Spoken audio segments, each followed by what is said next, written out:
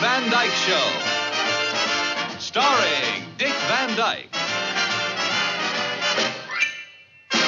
Rosemary, Maury Amsterdam, Larry Matthews, and Mary Tyler Moore.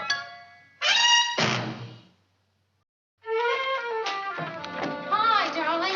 I'm sorry I'm late, but the place was jammed. Millie and I had to park 3 blocks away from the campus.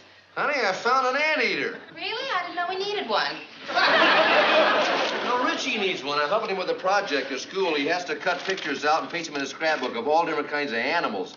We're only to the A's and B's now. Here's the list. Yeah, I know the project here, but you shouldn't be doing it for him. Forget about that, honey.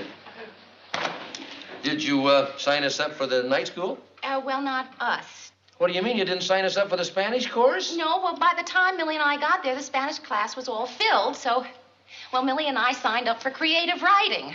The Spanish class was full, so you signed up for creative writing. The only thing left open was animal husbandry. Animal husbandry. Oh, I'm too satisfied with you to... Oh, thank you. Anyway, I couldn't sign you up for creative writing. You're already a creative writer.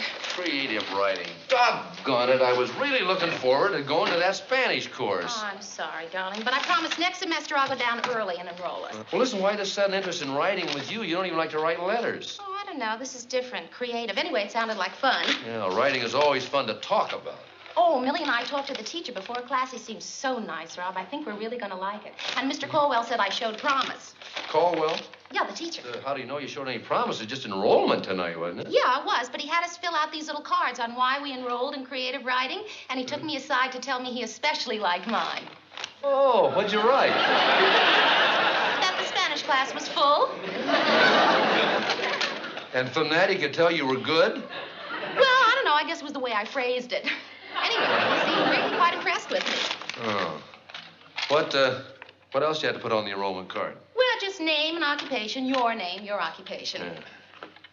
Uh-huh. What uh-huh? Oh, nothing. Rob, that nothing was something. Huh?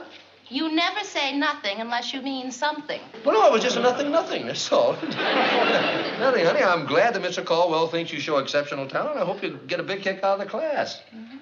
All right, if that's the way you feel, then I'm not going to take the class. Hey, honey, you're wrinkling this anteater all up.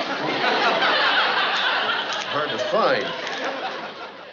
Rob, will you tell me what's bothering you about this class? I know it's something. Honey, it's nothing. That nothing sounded like something, didn't it?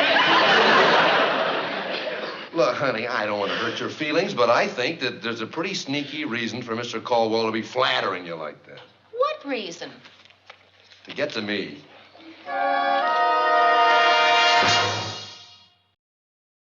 What do you mean my teacher wants to get to you? He doesn't even know you. Well, of course he doesn't know me, honey. What's for dinner?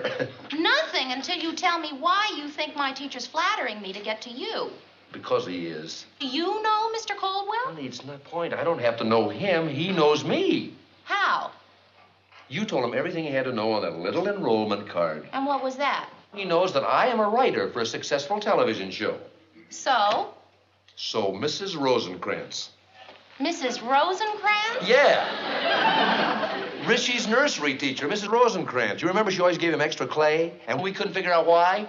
Until I ended up writing a salute to Mother Goose for her. Don't you forget that? I cannot forget a nursery school teacher coming out to me after a show and saying, Mr. Petrie, are you really a professional writer? I could have built it. From then on, I haven't trusted anybody who's overly nice to you and Rich. So now you think that all people are... Not all people, honey, just people who are planning things.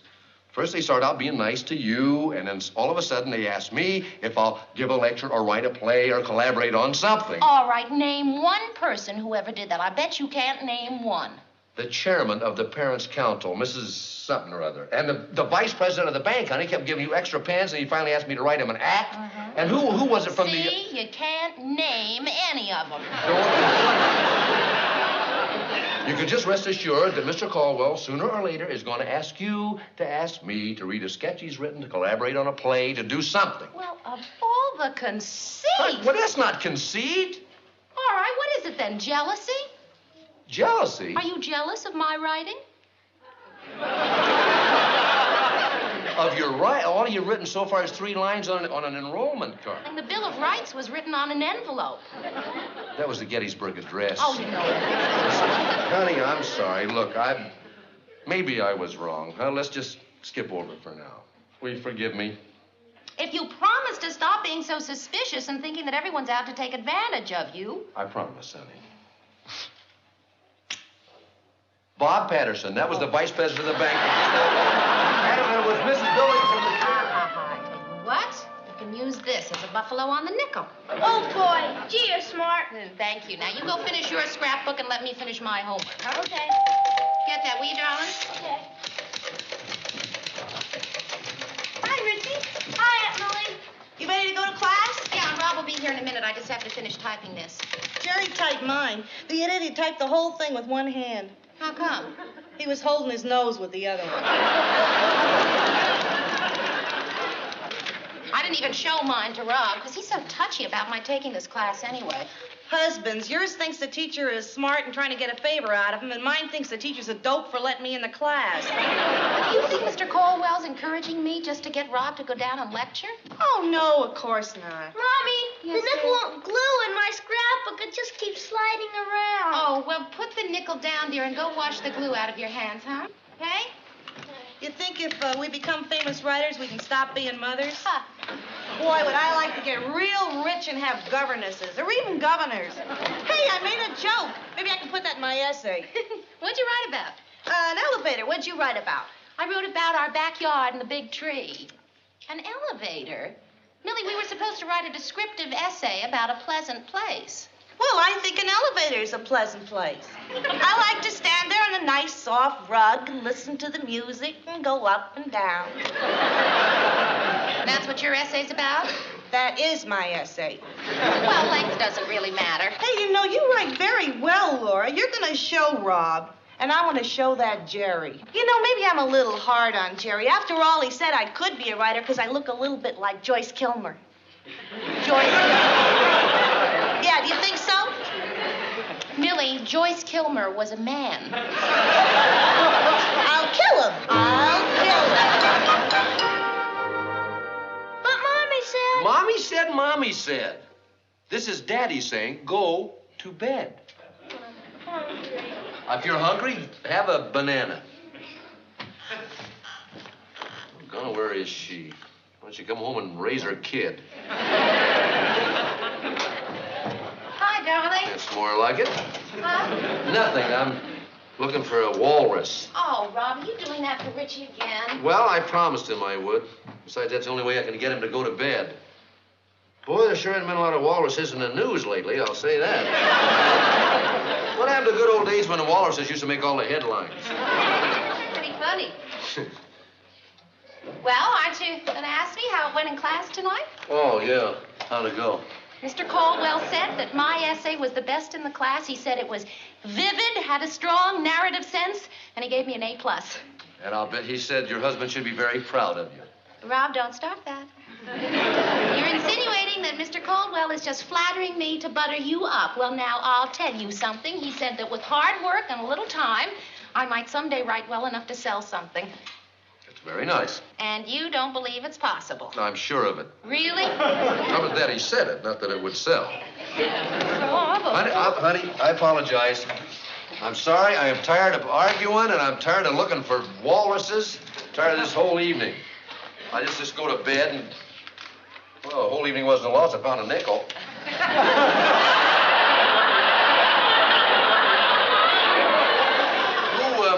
Who glued a nickel to our calendar? Ow! Doggone it! Whose idea of a joke is that? Look at that nail. Richie, what are you doing up? I heard a yawn. I thought Daddy found a walrus. No, not yet, Rich. Well, go to bed. I want some water. Get in the kitchen, then. Boy, I don't see why you're in such a terrible mood. Honey, I'm not in a terrible mood. I'm in a regular mood. I'm just so mad it seems terrible, that's all. Well, I hate to see you being made a fool of. Rob, if anybody's being made a fool of, it's you making one of you. Some husbands would be proud of their wives. They'd encourage... Hi, Rich. See you in the morning, Sam. Good night, dear. I'm not tired. Yes, you are. Should I shut the door so I don't hear the fight? There's no fight, Rich. Go to bed. And shut the door. Now, look at us arguing in front of Rich. Well, it's certainly not my fault, Rob. I came in here happy and excited, and you started to criticize without even reading what I wrote. Oh, honey, I was probably a little hasty about it. I'm sorry. It's been one of those days. May I?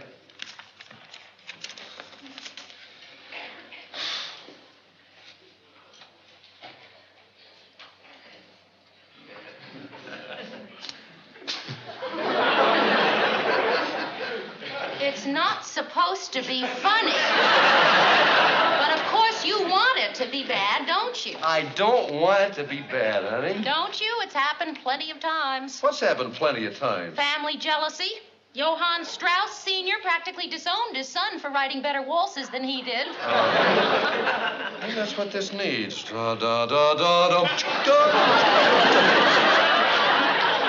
Well, you just can't possibly be objective about this. Well, look, Mr. Caldwell certainly isn't being objective. Well, I know he isn't flattering me to get to you.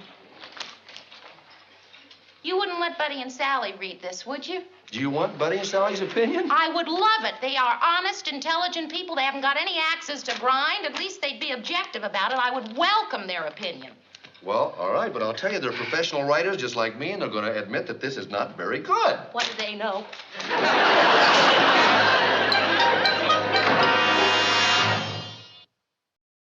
And so it grows, our old tree, sending its roots deep into Mother Earth's warm bosom for moisture, and its branches up, up, up to the sky for life-giving sunshine. To you and me, it looks still. But a tree never rests. Well, how old is Laura? what's that got to do with it? Well, if she was 12 or 13, that'd be pretty good. In other words, I'm right. There was more laughs in my bar mitzvah speech. This isn't exactly supposed to be funny. Well, neither was my bar mitzvah speech. What do you think, Sal? Well, there's something wrong with the beginning. What? It leads to the rest of it. Well, what am I going to do with this thing? Well, if you fold it right, you can make it into an aeroplane. So you both agree with me, Laura's no Elizabeth Browning, huh? Yeah. Okay, now that that's all settled, what do you say we go home, huh? Yeah, sure. Wait a minute, I want to talk to you guys about... Oh, come on, Rob, it's 9 o'clock. We've been working all day. My wife's home waiting for me. What am I hurrying for? Look, you're the only two I can possibly discuss this with. Ever since Laura started in that class, we don't talk anymore. All we do is argue. Do you mean to tell me that this teacher tells her everything she writes is great? I mean, even that? She got an A+ on that. Holy cowboy. Yeah. And the thing is, the further he builds her up, the more let down she's going to be when she finds out she just isn't an A+ student. Don't worry, Laura will get over it. Besides, women writers never amount to anything anyway. What am I, a duck? Anything I say from now on can only get me in trouble. The thing is, I wish this teacher would just come right out and ask me whatever he wants instead of using Laura. I mean, telling her this stuff would sell. I get the same situation. Every time my wife Pickles goes up to Vermont, to visit her Aunt Harriet, she keeps picking on her because she married me. She says I'm a no-talent little runt and I'll never amount to a bowl of borscht. Well, buddy, what's that got to do with my problem? Nothing, but I got problems too, and if you got problems, You want to talk about problems, huh? How about a gorgeous girl of 27 with a figure like this living with a cat? don't do it. Hey, fellas. All right. Rob, look, to get back to your problem, down deep inside, Laura must know she's not very good. Oh, well, you're down deep inside, but she'd never admit it to me. It's become too much of a thing between us. I'd love to help you, Rob. Really, I would, but I got a heavy date. Yeah, and I got a heavy wife. Hey, listen, why don't you use my motto? If you can't beat him, forget it. Huh? Just go down and tell this guy he'll do anything he wants, and that way he'll stop flattering Laura, and she'll know you were right all along. Oh, buddy. Hold it, Fred. Huh. You know, that's not a bad idea. Yeah, it is. It's a good idea. It took a minute to sink in. That's a great idea. So what's the big surprise? It's just that we never expect to hear anything good come out of you, that's all. Next time you get a great idea like that, why don't you put your hat on upside down so we'll know. Isn't that funny? I never thought of that before. I hate to go down and get involved with a teacher, but if it'll save Laura the pain, it's going to be worth it. Still got time to meet her after class. I'll just go tell him that I'm his. And as the bullet ripped through his guts, splattering blood all over the walls and ceiling, Johnny Moxie breathed his last rotten breath. Marion looked at the gaping hole in his ugly, drunken body and... Johnny Moxie, you stink.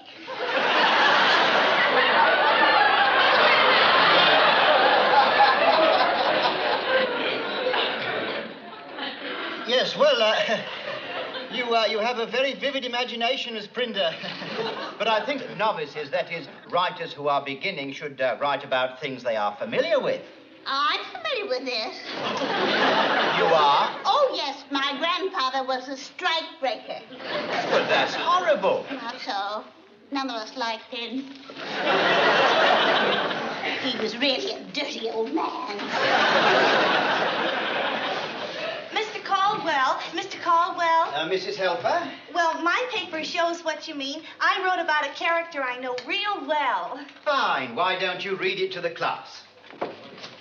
Do I have to get up there and... No. You can read from there. Thank you. My essay is entitled, Life with a Dentist Can Be Very Filling. It's a kind of a play on words. Yes, I understand, Mrs. Helper. At work, my husband is neat as a pin, but at home he is sloppy, no matter how much I needle him. That's another play on words. I know. Is it good to do that? Not too often, no. I'll watch it. He's careful of his dentistry tools, but at home he leaves the garden tools out to rust through rain and sleet and snow. Honestly, last year we bought a brand new lawnmower, and in 6 months it was ruined. He never oiled it or anything. He left it outside all the time. Are you reading that? Oh. He's so sloppy. And at work, my husband is as busy as a beaver and never takes a break. But when he comes home, boy, does he take a break. He lies on the sofa and he never moves. Last night, I asked him to take one night off, and you should have heard. Laura will tell you, getting that man to do anything is like pulling teeth. Oh, that's kind of cute, pulling teeth. It's another play on work. Oh, no. That'd be too much, wouldn't it? I'd better expunge that one. Mrs. Helper, why don't you get these anecdotes down on paper, and I'll read them later, at home. I'll have it for you tomorrow. Oh, there's no hurry, I assure you. Well, class, I'm going to dismiss you early tonight, and I want you to go home and work on your next essay while it's still fresh in your mind. So, class dismissed. Mrs. Helper, you know what would help that little essay about your husband and your home? What?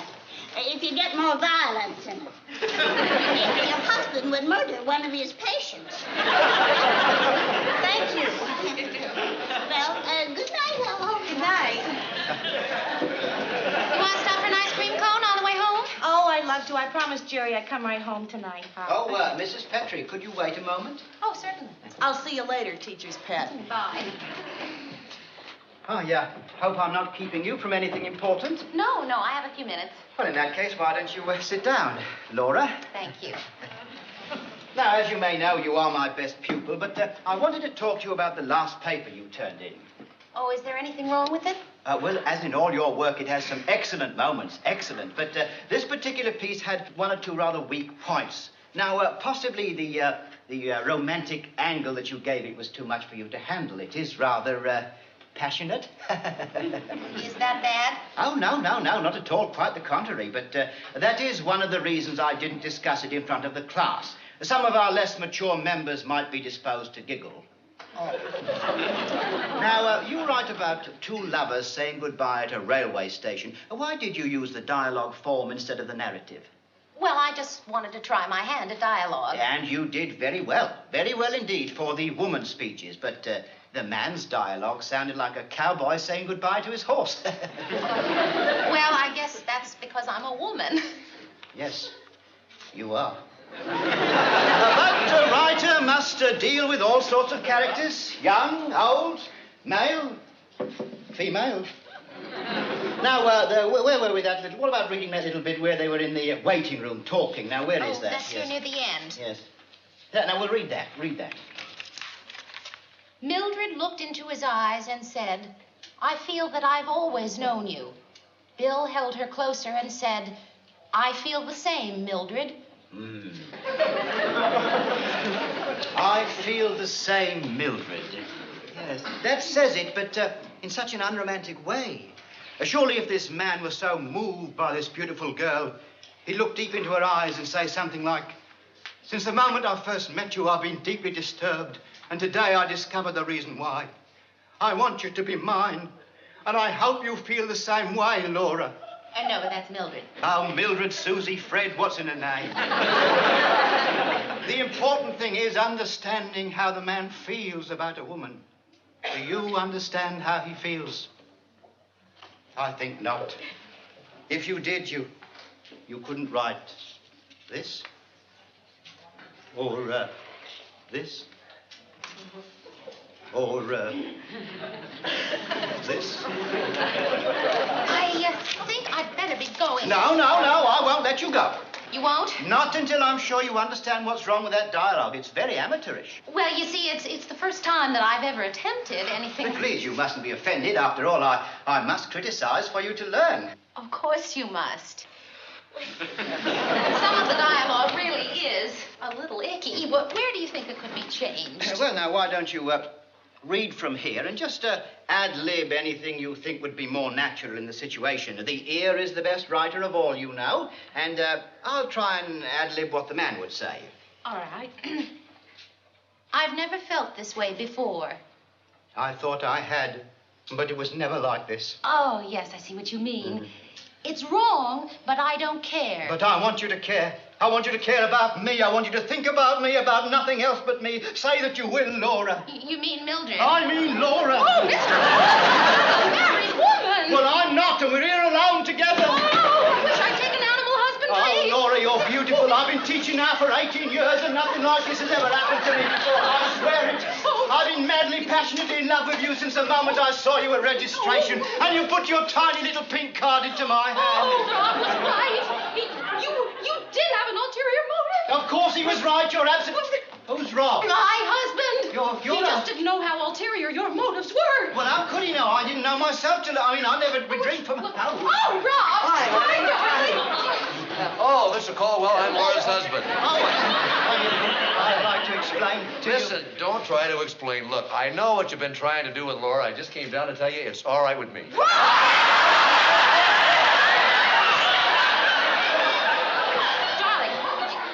You don't know what you're saying. Yes, I do, honey. Look, it's better than fighting. Oh, no. Look, just stop beating around. Come right out and ask me, and I'll say yes. Oh. You will? Sure, you just name the night, and I'll be here. Rob, I'd like to leave now. Wait a minute, honey. I want to tell Mr. Caldwell. I want to go now. Well, okay. Nice meeting you. I'll be in touch. Bye. Extraordinary thing.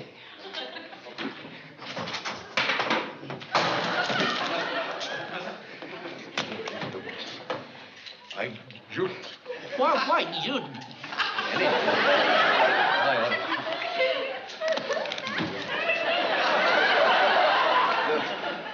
I'm not kidding.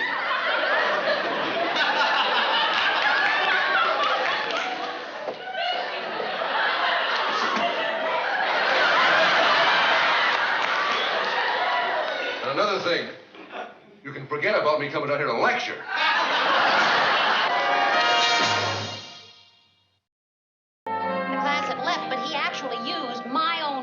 And dialogue to make his pitch. Well, how'd he do that? Well, he had me read my paper, and he improvised his part. You know, I should have pasted that rat, but he's a school teacher, and they're underpaid, you know. But can you imagine a man who is hired to teach housewives creative writing has the nerve to come right out and flirt shamelessly? It's shocking. Where are you going, Sal? To see if there's an opening in that rat's class. Sit down.